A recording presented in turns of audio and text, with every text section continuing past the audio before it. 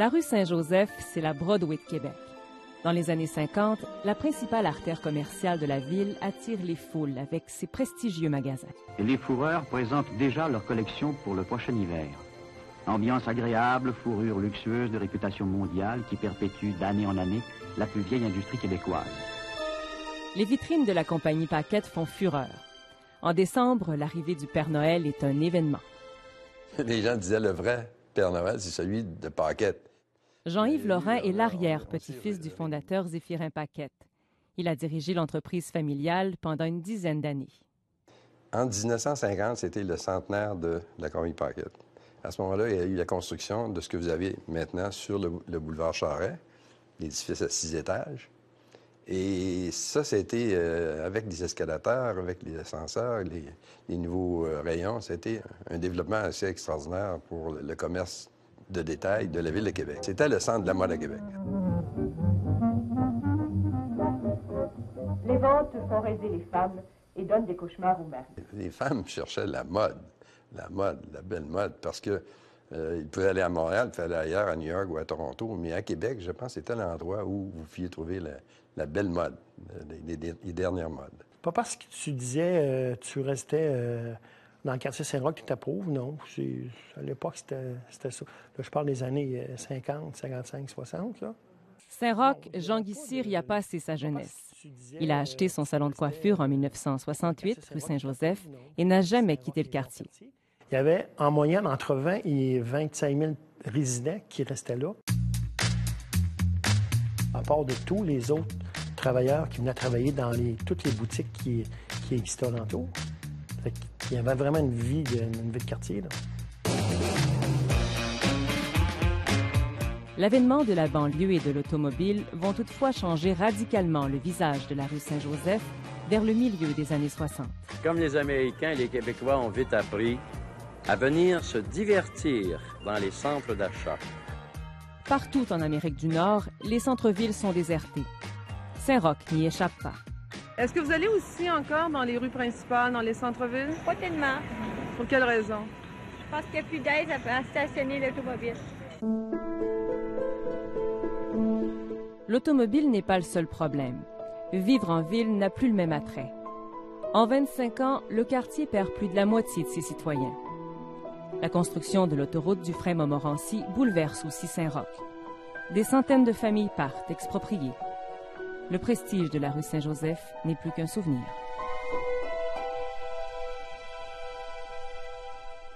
J'ai toujours cru au quartier. Je me disais, ça se peut pas que le centre-ville meure comme ça, là.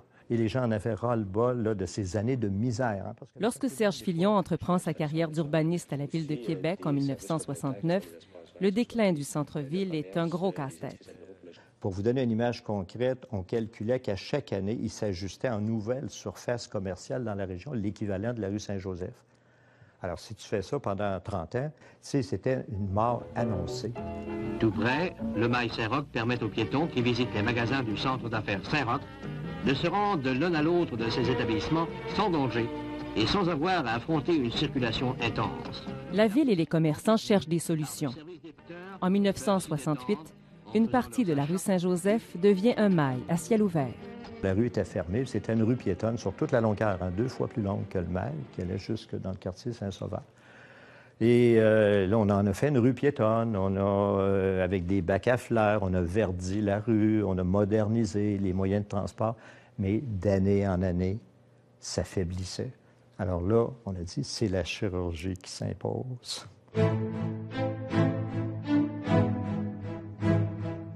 L'opération est audacieuse.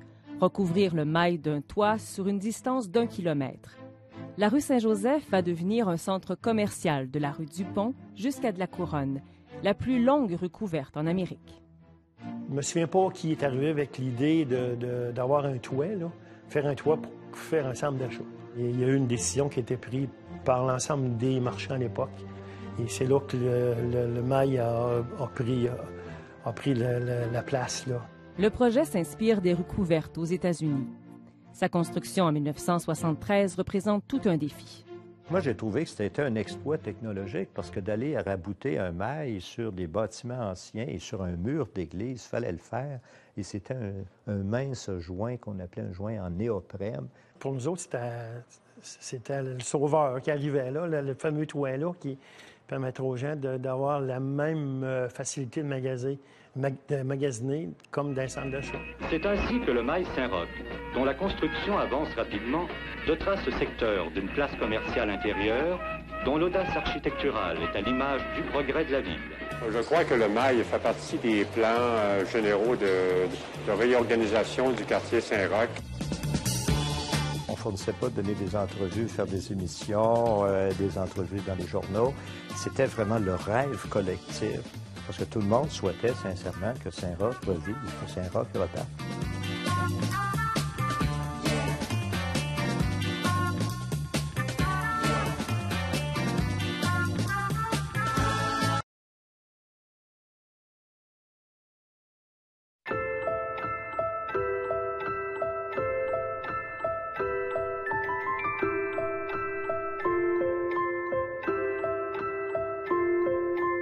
Alors, ça prenait un mail. Il fallait un groupement des marchands pour demander à avoir un mail avec un toit couvert. Et puis, depuis ce temps-là, les affaires vont beaucoup mieux. Je viens ici de me promener. On stationne. En dessous, je passe en dessous, j'ai juste à marcher à l'intérieur du magasin. Et c'est ce qu'il me faut parce que moi, je suis infirme. Oui, c'était bon. Tous les gens étaient curieux de venir voir d'abord, première des choses. Là. Puis les magasins, ils étaient contents de ça, d'avoir arrivé cette nouvelle clientèle-là, qui venait d'un petit peu partout. Là. C'était fascinant de voir ça. C'était ces fameuses grosses colonnes blanches. Il y a une chose que vous savez peut-être pas, c'est que le mail, il y avait une structure qui permettait d'aller jusqu'à 5 étages. C'est pour ça que les colonnes ont de l'air costaud. Le toit du mail coûte 4,5 millions de dollars à construire.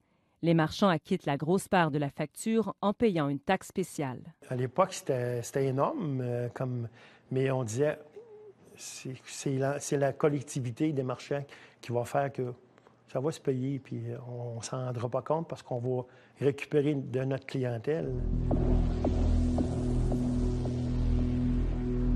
Les objectifs ne se concrétisent pas comme prévu. L'effet de nouveauté du mail s'estompe rapidement. Plusieurs grands magasins subissent aussi les contre-coups de leurs propres succursales ouvertes dans les centres commerciaux.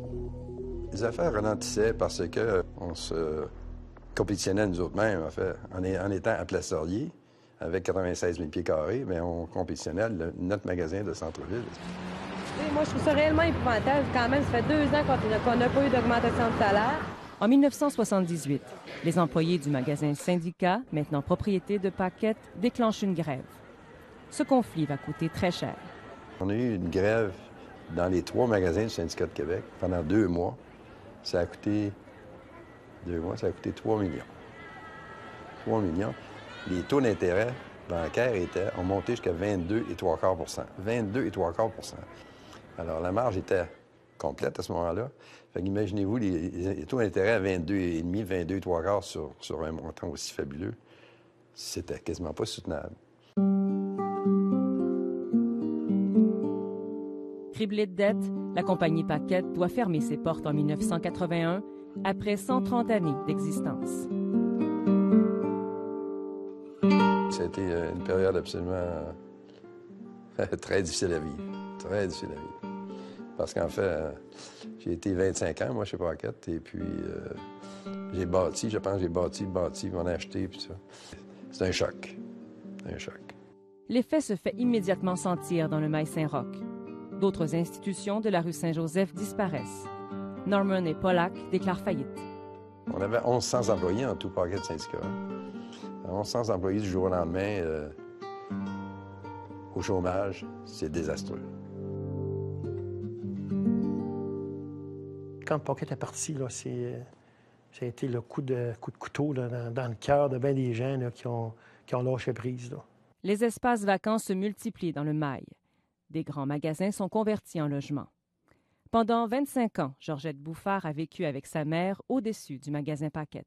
L'hiver, c'était plaisant parce qu'on pouvait aller magasiner en souliers. On n'avait pas de gros manteau à mettre sur le dos. Ma mère, elle appelait ça toujours sa petite Floride. C'est une rue dont les gens avaient le droit de circuler autant la nuit autant le jour. On ne pouvait pas fermer les portes du mail le soir, là, comme un centre d'achat à 5h30, 6h, ils ferment les portes, puis ils font le ménage. Mais là, il y avait des citoyens qui demeuraient au 2e et 3e étage. T'es cogné! Fais rien, la police, elle va me soigner.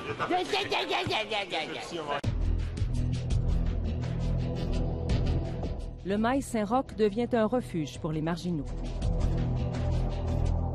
Ça agaçait les commerçants de voir que les gens flânaient dans ce mail-là, surtout les démunis. Hein. Bon, ça dérangeait aussi de voir ces personnes-là. Bien souvent, on se faisait saigner.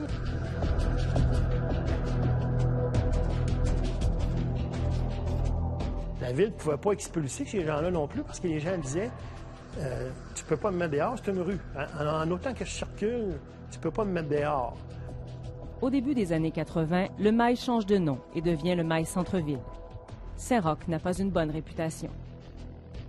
Les préjugés des gens, ça a commencé là, à dire, mais là, c'est dangereux de se promener dans le mail. Il fait noir, il fait ci, il fait ça.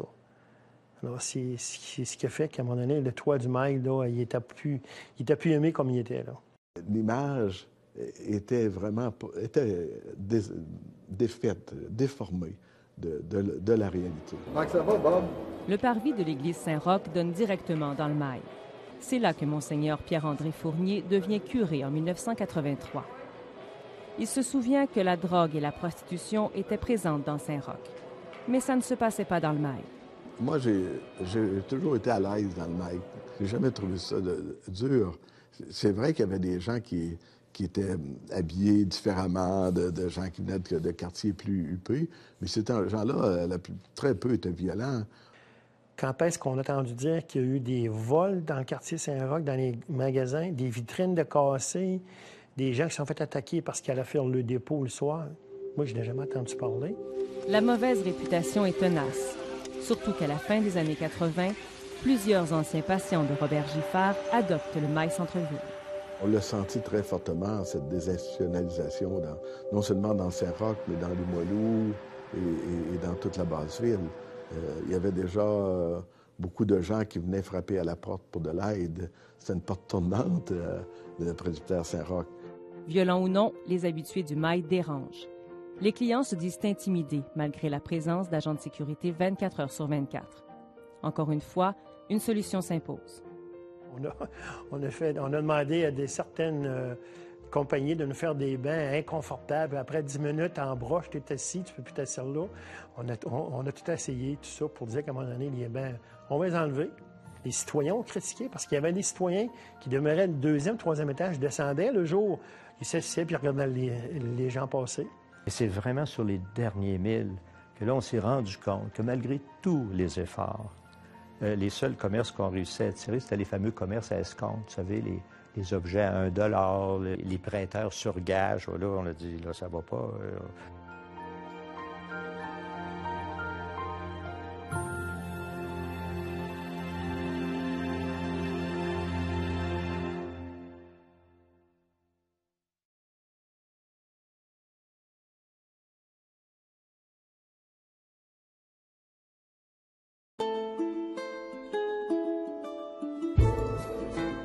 La cohabitation entre commerçants et résidents n'est pas le seul défi à surmonter.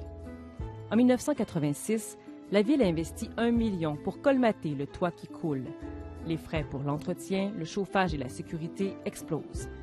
Ça coûtait cher, le mail, à la communauté. Il fallait le chauffer, il fallait le climatiser, forcer les gens à fermer les portes pour ne pas se faire chauffer par la ville. Il y a eu toutes sortes d'aventures incroyables pour maintenir le budget d'exploitation à un niveau acceptable. Le mail a un urgent besoin de rénovation. Au milieu des années 90, l'impatience se fait sentir. On attend, on étudie, on espère. Les commerçants n'y trouvent plus leur compte. Oui, il y a eu beaucoup d'études, beaucoup de rencontres avec des gens de la ville. Puis on disait, bon, c'est quoi? Qu'est-ce qu'on fait pour l'avenir, là? Parce que là, même si on continue comme ça, quand même, qu'on mettrait des fleurs, qu'on mettrait n'importe quoi, on est rendu, là, on a atteint le plafond. On peut pas aller, on peut pas en faire plus que ça.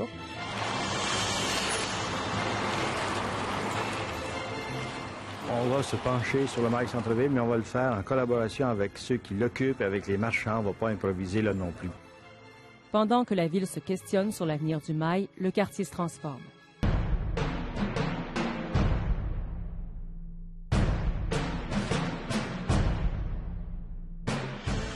La création du Jardin Saint-Roch en 1993 est un grand pas vers la relance tant attendue. Il ne faut pas penser qu'on peut faire de l'urbanisme en tassant les pauvres, en tassant les gens à qui appartient le quartier. Deux visions s'affrontent. Des résidents veulent conserver leur milieu de vie, les commerçants rêvent de relancer les affaires. À un moment donné, on a dit, enlevez-le le toit. Parce qu'ils pensaient qu'on ne voulait pas l'enlever, nous autres, les marchands. Nous autres, on a dit, bien, on s'est réunis, les marchands, puis enlevez-le le toit. On s'est formé un petit groupe pour essayer de conserver ce toit-là. On ne voulait pas qu'il soit défait, on voulait le garder. Si vous voulez savoir la raison pourquoi que je tiens tant au toit... La contestation s'organise. Le débat est intense. Promoteur, mon œil! Les gens ne veulent pas investir. On n'investira pas, on va investir tel quel, ça va être très bien. Ma mère dit que s'il enlève le toit, je pense qu'elle partirait tellement qu'elle serait déçue. C'est notre plaisir de venir ici, en petite tenue, qu'on a tous les magasins à portée de la main. Puis c'est un gros désennui pour nous autres. Je suis pour qu'ils nettoient avec ça, le Mag Saint-Roch, des crottés, des pourris. Aujourd'hui, Seigneur, prends soin de moi. Garde-moi le mail.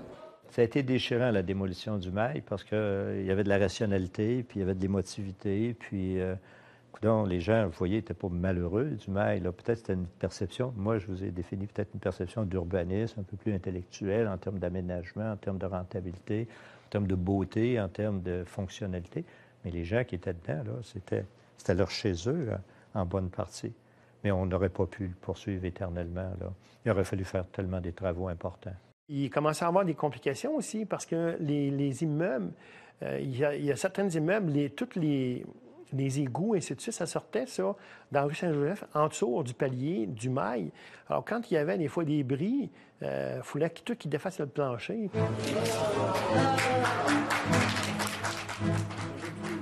L'administration Lallier confirme le démantèlement d'une première partie du toit du mail en avril 1998.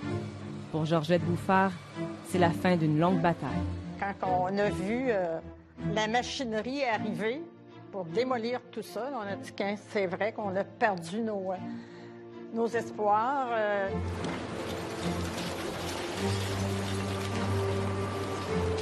Des façades et des trésors d'architecture ressurgissent avec la disparition du toit. Un programme de rénovation de la ville redonne à la rue Saint-Joseph des airs d'autrefois. Le mail a sauvé le cadre bâti de la rue. S'il n'y avait pas eu le mail, plusieurs de ces bâtiments, pour ne pas dire la plupart, seraient disparus aujourd'hui. On peut pas, il n'y a pas un promoteur immobilier, un propriétaire foncier qui peut endurer une propriété pendant 30 ans qui ne rapporte pas. Non, c'est pas une erreur, c'est un temps propice pour ça. Il y avait d'autres places qui l'ont fait, puis un coup pour le construire, puis un coup pour le démolir, puis ça fait partie de la game, ça. Si on avait trouvé la solution miracle, ça aurait été plutôt une dentelle de fer et de verre, un peu comme les galeries européennes. Et surtout, il n'y aurait peut-être pas eu cette longueur, il n'y aurait pas coupé les circulations transversales. Mais c'est facile de dire ça 40 ans plus tard. À l'époque, personne ne savait faire ces choses.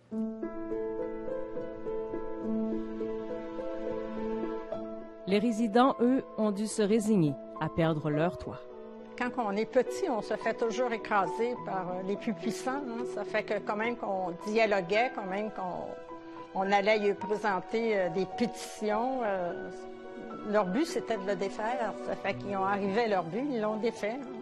Le toit du mail a été construit en 1973 pour sauver la rue Saint-Joseph.